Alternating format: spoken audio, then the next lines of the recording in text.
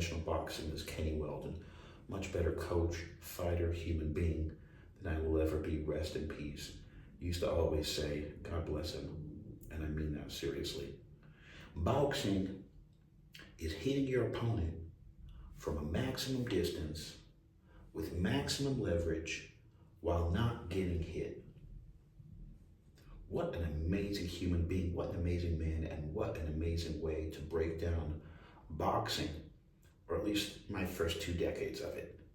But then I met some professional heavyweight boxers who were height challenged and weight challenged, by the way, who were in horrible shape, but made a decent career as inside fighters. And I realized that a lot of MMA fighters do this. They're pressure fighters. They're not boxing. They're causing pressure. They're doing the exact difference, the exact opposite, the antithesis, something antithetical to this Muhammad Ali, amateur, Cuban amateur, Russian amateur boxing. Diego Corrales did this too. His coach had him do it. It's called fighting out of a rhythm. Back and forth, using distance, using feints, not getting hit. Peekaboo is totally different. First and foremost, you see how the rear shoulder is right behind the front shoulder? It's almost like this type of pattern. With peekaboo, the shoulders are almost lined up. The rear shoulder is just behind the front shoulder. It's designed for moving in on angles. It's designed for the shorter opponent so that they can slip their head on the inside. It's called a dip. And uncork these power shots that you really can't do from just a normal 90-degree slip or a parry or a block. It's designed for this different stance where the boxer's spine is pitched over, where he's forward, almost like a wrestling stance. If you ever wrestled, the first thing they teach you is fingers together, get your elbows in, get a collar tie, snap the guy's neck down. It's almost identical to a wrestling stance in terms of where the shoulders are. But the hands, and this is what a lot of people miss with peekaboo, the hands are not here. This is perfect position for a classic boxing stance. Peekaboo stance, the front hand is brought in. It's no longer out. I mean, some styles like the long Russian guard style, which it's so effective and people really haven't, almost every MMA fighter uses this and every Muay Thai fighter uses it. And boxers aren't allowed to.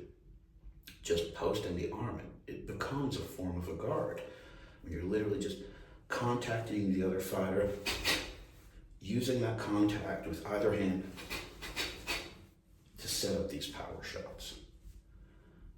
Peekaboo doesn't have that. It's not like the Philly shell where we're bumping and blocking. The idea with the peekaboo style is you're using head feints, you're feinting your way out of the way like Tyson Fury used to do when he was more disciplined, and completely making the opponent miss and moving inside in an angle. Like I said, it's not a dip, it's not a lateral slip to a punch coming in.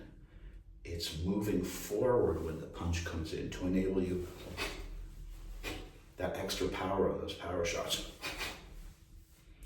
So what's really important with the peekaboo style, first and foremost, besides the shoulders, of course, not being in this position where, Boss Root used to talk to me a lot about it in person. The right hand is really, when you have the shoulders forward, when you're fighting like this, Boss Root almost created his own peekaboo style. Your right hand is ready to go. It's loaded up. Whereas from this classical boxing position, you may be able to get off one, but that's it. That's the reason why they have a double right hand out of the classic boxing position, as they taught us in the amateurs. Rotate 45 degrees, don't pull back, and then rotate another 45.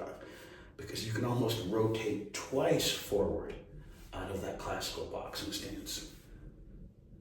And, almost like TJ Dillashaw, getting to a point where you're fighting like this with the rear shoulder forward sometimes. He almost created that as a kamai, as a stance, as an effective fighting stance.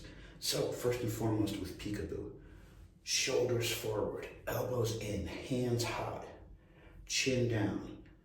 You're going to be blocking with this part of the head when you do get hit, the back of the hands, the shoulders, taking shots on the forearms, and fighting out of that high guard, using the slip jab, using the slip to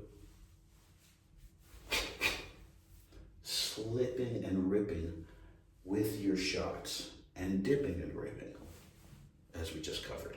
So these little fundamentals are so important, along with the head fainting, which we really haven't gotten into, and the whole science of square head movement, diagonal head movement, circular head movement on so many different axes and planes, and different circles that you can make as a fighter moving around your fighter, the skip steps, the bump steps.